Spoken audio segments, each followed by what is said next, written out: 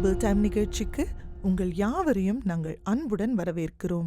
இன்றைக்கும் நாம் தொடர்ந்து லூக்கா 4 மற்றும் 7 அதிகாரத்திலிருந்து Jesus authority over demons, diseases and death is good news, பிசாசுகள், வியாதிகள் மற்றும் மரணம் மீது இயேசுவுக்கிருந்த அதிகாரம் ஒரு நற்செய்தி என்ற தலைப்பு டாக்டர் எபி நம்மோடு வசனத்தை பகிர்ந்து கொள்வார்கள். வாங்க கேட்கலாமா?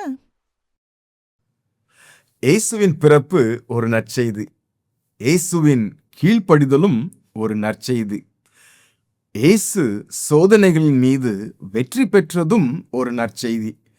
இன்றைக்கு பிசாசுகள், வியாதிகள் மற்றும் மரணத்தின் மீது இயேசுவுக்கு இருந்த அதிகாரம் ஒரு நற்செய்தி என்கிற தலைப்புல சிந்திக்க இருக்கிறோம். உங்களுடைய வேதாகமத்தை லூக்கா எழுதின சுவிசேஷம் 4 அதிகாரத்துக்கு திருப்பிக் கொள்ளுங்கள்.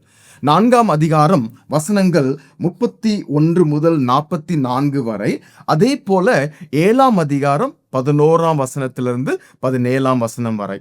முதலாவது நம்ம பார்க்கக்கூடியது என்னன்னா, ஜீசஸ் அத்தாரிட்டி ஓவர் டீமன்ஸ், பிசாசுகள் மீது இயேசுவுக்கு இருந்த அதிகாரம். லூக்கா எழுதின சுவிசேஷம் 4 அதிகாரம் வசனம் 31. பின்பு அவர் கலிலேயாவில் உள்ள கப்பர்நகும் பட்டணத்துக்கு வந்து, நாசரேத்தூரிலிருந்து கப்பர்நகும் என்கிற பட்டணத்துக்கு வரார். நாசரேத்தூர்ல அவரை ஏற்றுக்கொள்ளவில்லை. இயேசு கிறிஸ்து அங்கிருந்து இன்னொரு பட்டணத்துக்கு வரார். வந்து என்ன செய்யறார் அப்படின்னு சொல்லி நீங்க பாத்தீங்கன்னா, நாசரேத்தூர்ல என்ன செய்தாரோ அதை தான் செய்யறார். ஓய்வு நாட்களில் ஜனங்களுக்கு போதகம் பண்ணினார். பீப்புள் வந்து ஏற்றுக்கொள்ளவில்லை, அவரை ரிஜெக்ட் பண்ணிட்டாங்க. ஆனா அது அவரை ஸ்டாப் பண்ணல. அவர் தொடர்ந்து நற்செய்தியை பிரசங்கித்து வருகிறவராக நாம் பார்க்கிறோம். அதற்கு பிறகு வாசிக்கிறோம், அவருடைய வசனம் அதிகாரம் உள்ளதா இருந்தபடியால் அவருடைய போதகத்தை குறித்து அவர்கள் ஆச்சரியப்பட்டார்கள். பிசாசுகள் மீது இயேசுவுக்கு அதிகாரம் இருந்தது, வியாதிகள் மீது இயேசுவுக்கு அதிகாரம் இருந்தது, மரணத்தின் மீது இயேசுவுக்கு அதிகாரம் இருந்தது. அவருடைய போதனை அதிலுமே அவர் அதிகாரம் உள்ளவராக பிரசங்கித்து வந்தார்.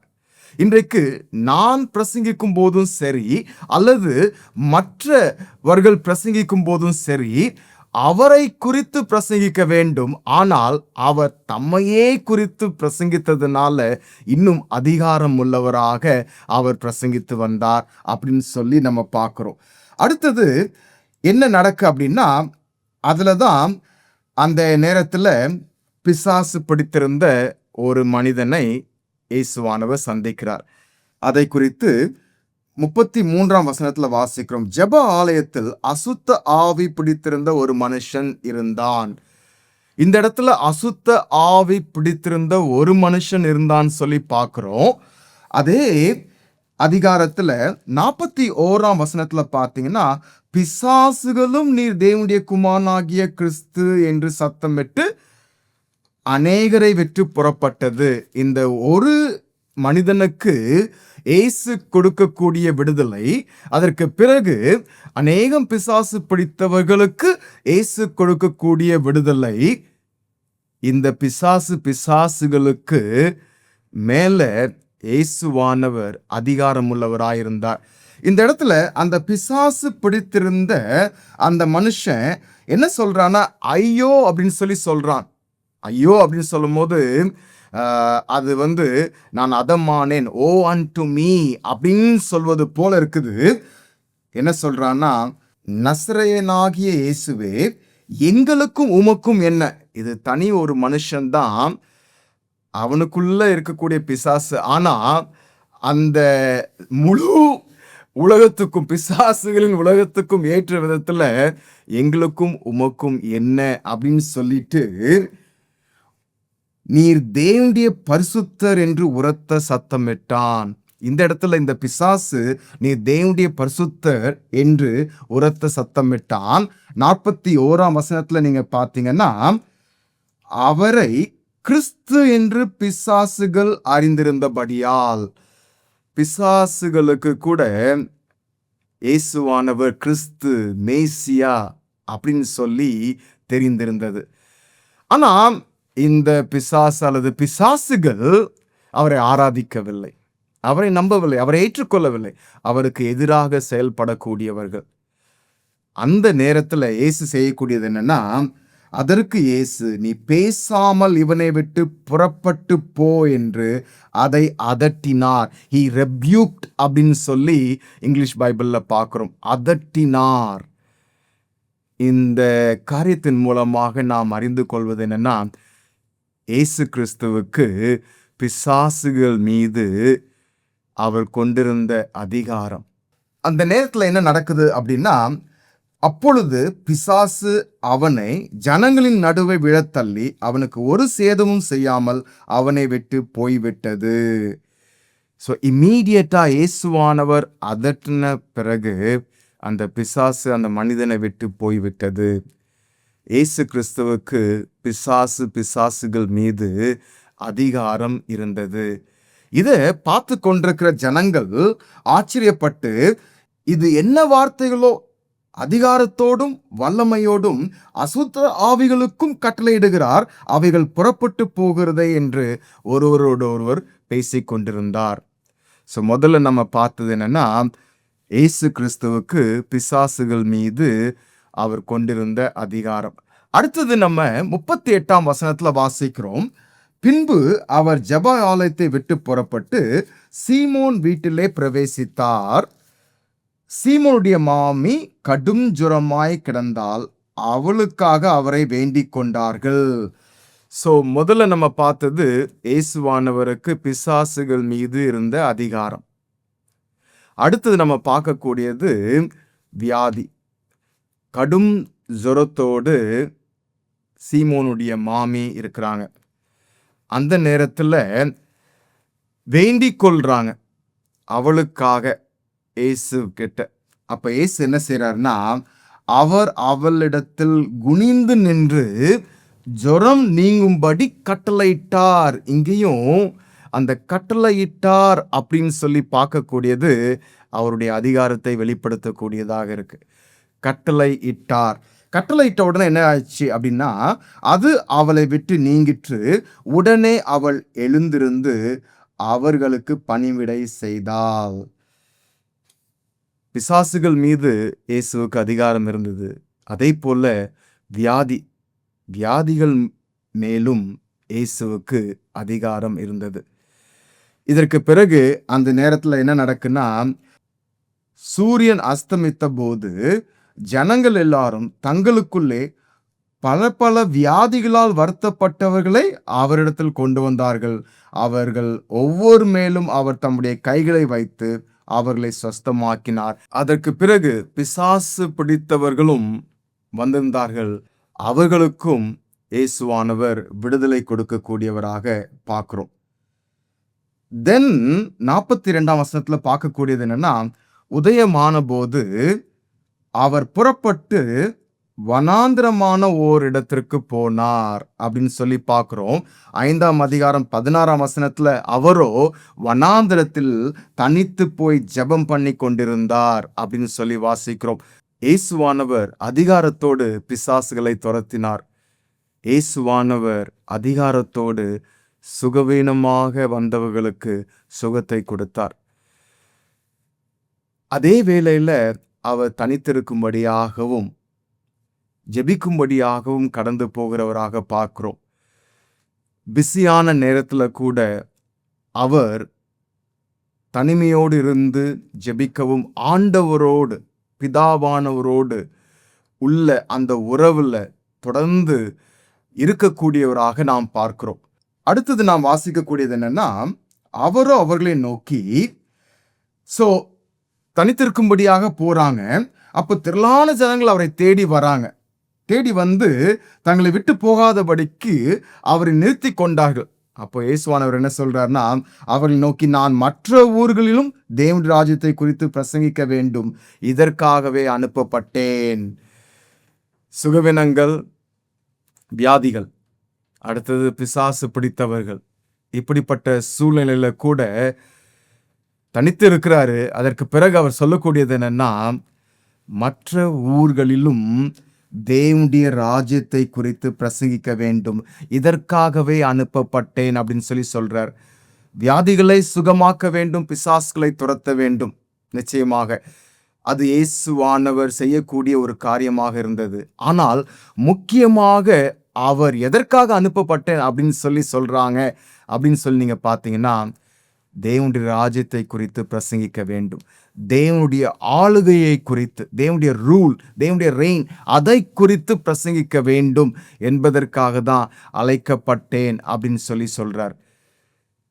அற்புதங்களை செய்யக்கூடிய, அதிசயங்களை செய்யக்கூடிய அவருடைய ஊழியம் அதிக நேரத்தை எடுத்துக்கொள்ளாதபடிக்கு அவர் தனிமையா இருக்கும். அதே நேரத்துல அந்த தனிமையா இருந்து தேவனோடு இருக்கக்கூடிய அந்த வேலையின் மூலமாக பலத்தை பெற்றுக்கொண்டு தேவனுடைய ராஜ்யத்தின் சுவிசேஷத்தை பிரசங்கிக்க வேண்டும் என்கிற ஒரு நோக்கத்தோடு தான் இயேசுவானவர் காணப்பட்டார். அடுத்தது ஃபர்ஸ்ட் நம்ம பார்த்தோம், இயேசுவானவருக்கு பிசாசுகள் மீது இருந்த அதிகாரம். அடுத்தது வியாதிகள் மீது இருந்த அதிகாரம்.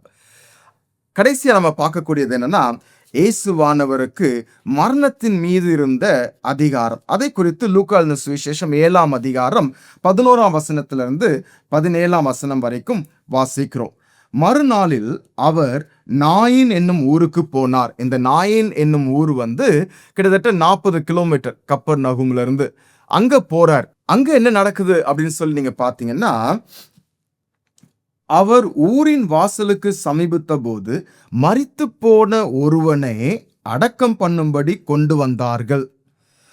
அவன் தன் தாய்க்கு ஒரே மகனாயிருந்தான், அவளோ கைம்பெண்ணாயிருந்தாள். ஊராரில் வெகு ஜனங்கள் அவளுடனே கூட வந்தார்கள். இந்த இடத்துல இயேசுவானவர் சந்திக்கக்கூடிய ஒரு காரியம் என்னன்னா, நாயின் ஊர்ல ஒரு விதவை, அந்த விதவையின் ஒரே மகன் மரித்து போய்விட்டான். அந்த சூழ்நிலையை சந்திக்கிறார்.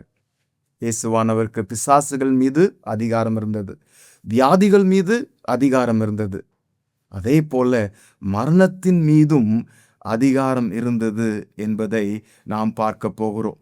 அந்த சூழ்நிலையில இயேசுவானவர் இருக்கும்போது யாருமே இயேசு கிறிஸ்துவிடம் வேண்டிக் கொண்டதாக நாம் பார்க்கல. அங்க சீமோனுடைய மாமியார் கடுஞ்சோரமா இருக்கும்போது அவளுக்காக வேண்டிக் கொண்டார்கள் அப்படின்னு சொல்லி பார்த்தோம். இந்த இடத்துல யாருமே இயேசுவை பார்த்த உடனே எதையுமே அவர்கிட்ட கேட்கல. இயேசுவானவர் என்ன செய்றார் அப்படின்னு சொல்லி நீங்க பார்த்தீங்கன்னா, கர்த்தர் அவளை நோக்கி அவள் மேல் மனதுருகி நேரடியாக அந்த பெண்ணை பார்க்கிறார். பார்த்துவிட்டு மனதுருகிறார் அப்படின்னு சொல்லி நம்ம பார்க்கிறோம். கம்பேஷன், இயேசுவானவருக்கு இருந்த ஒரு கம்பேஷன். இந்த ஸ்திரீயை பார்த்து மாத்திரமல்ல, சுவிசேஷத்துல நீங்க பார்த்தீங்கன்னா, திரளான ஜனங்கள் மெய்ப்பனில்லாத ஆடுகளை போல் இருக்கிறத பார்க்கும்போது கூட இதே மாதிரிதான் அவர் மனதுருக்கம் உள்ளவராக காணப்படுகிறார். அதற்கு பிறகு அவர் செய்யக்கூடியது என்னன்னா, அழாதே என்று சொன்னார். கிட்ட பாடையை தொட்டார். அதை சுமந்தவர்கள் நின்றார்கள். அப்பொழுது அவர், வாலிபனே எழுந்திரு என்று உனக்கு சொல்லுகிறேன் என்றார். அங்க பிசாசுகளுக்கு கட்டளையிட்டார். வார்த்தையின் மூலமாக தன்னுடைய அதிகாரத்தை வெளிப்படுத்தினார். அதே போல வியாதியின் சூழ்நிலையில கூட அதட்டினார் அப்படின்னு சொல்லி பார்க்கிறோம். இங்கே அவர் வார்த்தையின் மூலமாக வாலிபனே எழுந்திரு அப்படின்னு சொல்லி சொல்றார். அந்த நேரத்துல என்ன நடக்குது அப்படின்னா, மரித்தவன் எழுந்து உட்கார்ந்து பேசத் தொடங்கினான். அவனை அவன் தாயினிடத்தில் ஒப்புவித்தார். எல்லாரும் பயம் அடைந்து, மகா தீர்க்கதரிசியானவர் நமக்குள்ளே தோன்றியிருக்கிறார், மகா தீர்க்கதரிசியானவர் நமக்குள்ளே தோன்றியிருக்கிறார், கர்த்தர் நம்மை சந்தித்திருக்கிறார் அப்படின்னு சொல்லி சொன்னதாக நாம் வாசிக்கிறோம். இந்த மூன்று சம்பவங்கள் மூலமாக இயேசு கிறிஸ்துவுக்கு இருந்த அதிகாரத்தை நாம் பார்த்தோம். இதன் மூலமாக நான் உங்களுக்கு 3 காரியத்தை சொல்ல விரும்புகிறேன். முதல் காரியம் என்ன அப்படின்னா, we live in a fallen and broken world, but our God is mighty and powerful.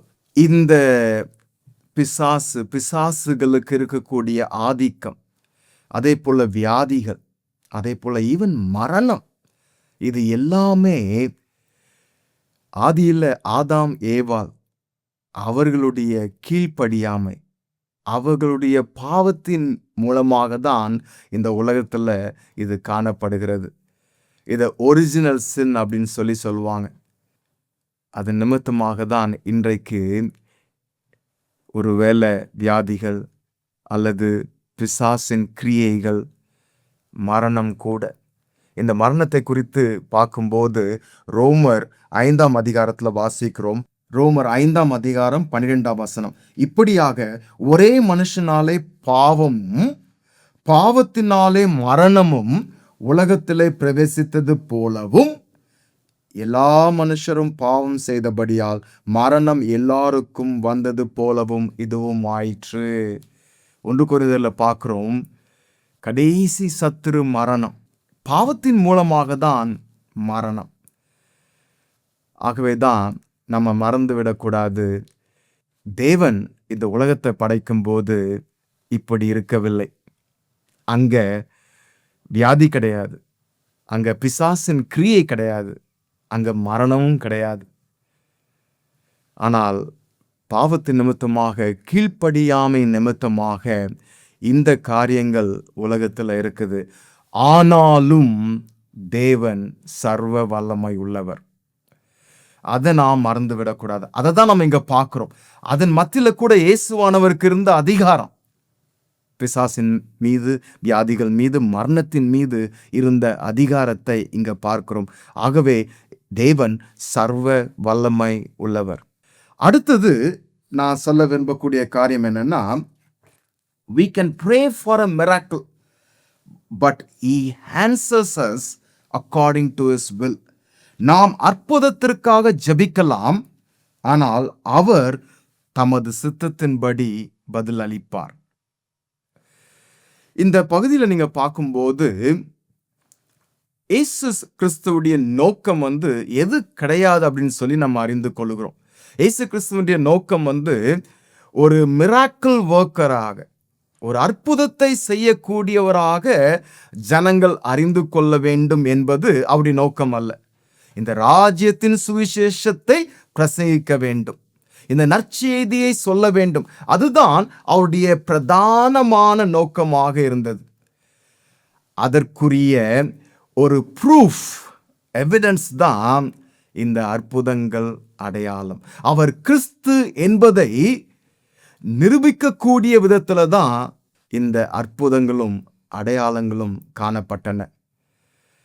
ஒருவேளை இயேசு கிறிஸ்துவுக்கு பிறகு அப்போஸ்தலர்கள் ஊழியம் செய்யும் போது கூட, அவர்கள் மரித்து உயிர்த்தெழுந்த கிறிஸ்துவை பிரசங்கிக்கும் போது கூட, இயேசுவானவர் இவ்விதமாக அற்புதத்தின் மூலமாக, அடையாளத்தின் மூலமாக அதை உறுதிப்படுத்துகிறார். இன்றைக்கும் இயேசு கிறிஸ்துவை குறித்து அறியாத ஜனங்கள் மத்தியில் இந்த நற்செய்தி பிரசங்கிக்கப்படும் போது கூட அந்த இடங்களிலும் இப்படிப்பட்ட அற்புதங்கள் நடைபெறுகின்றன.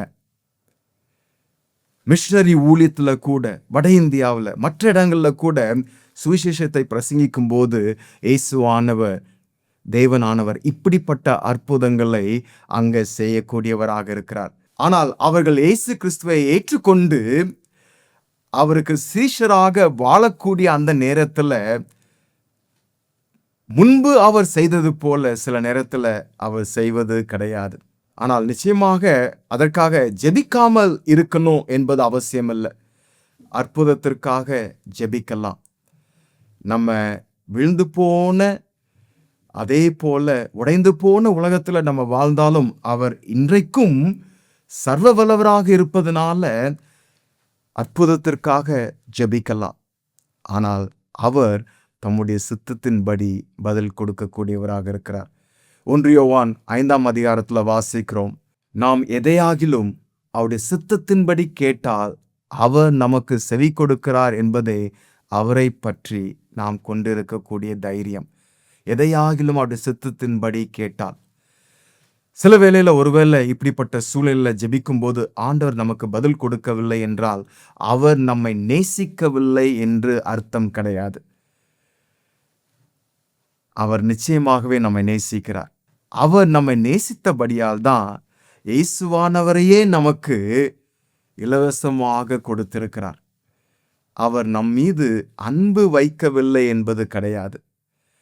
ஆனால் சில நேரத்தில் தேவனுடைய சித்தம், அவருடைய விருப்பம், அவருக்கு எது பிரியம், அதை அவர் செய்யக்கூடியவராக இருக்கிறார். நான் ஏற்கனவே சொன்னது போல, அந்த நாயின் ஊரில் இருக்கக்கூடிய அந்த விதவியோ அல்லது அந்த பெண்ணுக்கு கூட இருந்த மற்றவர்களோ இயேசுவிடம் எதையுமே கேட்கவே இல்லை. ஆனால் அவரை மனதுருகி அந்த மகனுக்கு ஜீவனை கொடுக்கிறார். அப்படிப்பட்ட ஒரு கடவுள் தான் நம்முடைய கடவுள். அப்படிப்பட்ட ஒரு ஆண்டவர் தான் நம்முடைய ஆண்டவர். வேண்டிக் கொள்வதற்கு முன்னதாகவே நம்முடைய தேவை என்ன என்பது அவருக்கு தெரியும். ஆனால் அவர் அவருடைய சித்தத்தின்படி செய்கிறவராக இருக்கிறார். மூன்றாவது ஒரு காரியத்தை உங்களுக்கு சொல்ல வேண்டும் என்று விரும்புகிறேன். அந்த மூன்றாவது காரியம் என்னவென்றால், we can always trust him. நாம் அவரை எப்பொழுதும் நம்பலாம்.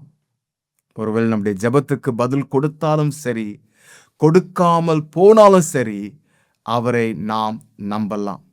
ஏன் அவரை நம்பலாம் அப்படின்னா, நம்முடைய ஜெபங்களுக்கு நிச்சயமாகவே பதில் உண்டு. சில நேரத்தில் அந்த பதில் உடனடியாக இருக்கும்.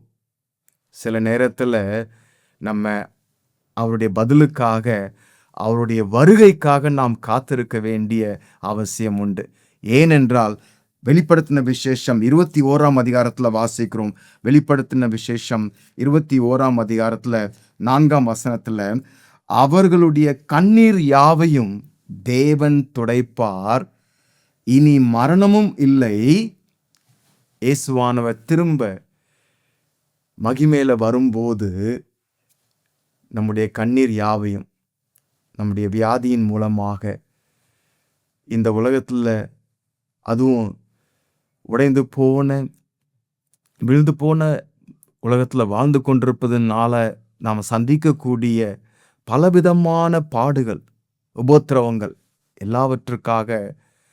எல்லாவற்றின் மூலமாக நாம் சிந்தக்கூடிய கண்ணீர் யாவையும் அவர் துடைப்பார். இனி மரணமும் இல்லை, துக்கமும் இல்லை. நிச்சயமாகவே நம்முடைய ஜெபத்துக்கு பதில் உண்டு. சில நேரத்தில் அது இயேசுவானவர் வருகைக்கு முன்பு இருக்கக்கூடிய வாழ்க்கையில் ஒருவேளை இல்லாமல் இருக்கலாம். ஆனால் அவர் வரும்போது, அவரை சந்திக்கக்கூடிய நேரத்தில் இது எல்லாம் மாறி போகக்கூடியதாக காணப்படும்.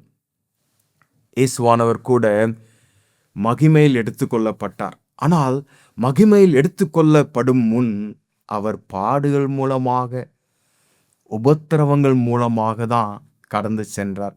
சில நேரத்தில் பாடுகள் நம்மை மகிமைக்கு ஆயத்தப்படுத்தக்கூடிய விதத்தில் அமைகிறது. ஒருவேளை உங்கள் எத்தனை பேருக்கு ஜானி எரிக்சன் டாடாவை குறித்து தெரியும் அப்படின்னு சொல்லி தெரியல. அவங்க 17 வயது இருக்கும்போது அவங்க ஷாலோ வாட்டர்ஸில் டைவ் பண்ணும்போது அவங்களுடைய ஸ்பைனல் கார்ட், முதுகு எலும்பு தண்டு முறிந்து விடுகிறது. அதுக்கு பிறகு அவங்களால நடக்க முடியலை. அவங்க வீல் சேரில் தான் அவங்க செல்ல வேண்டும். அது மட்டும் இல்லை, அவங்க பேரலிட்டிக்காக ஆயிட்டாங்க. கிட்டத்தட்ட 60 இயர்ஸ், இப்போ கிட்டத்தட்ட 60 இயர்ஸ் நிச்சயமாகவே அவங்க ஜெபித்திருப்பாங்கன்னு நினைக்கிறேன். ஆனால் தேவன் ஒருவேளை அவங்க ஜெபித்திருப்பார்கள் என்றாலும் கூட அவங்களுக்கு சுகத்தை தரவே இல்லை. அந்த சம்பவம் நடக்கும்போது அவங்க அவங்களால அதை ஏற்றுக்கொள்ளவே முடியல.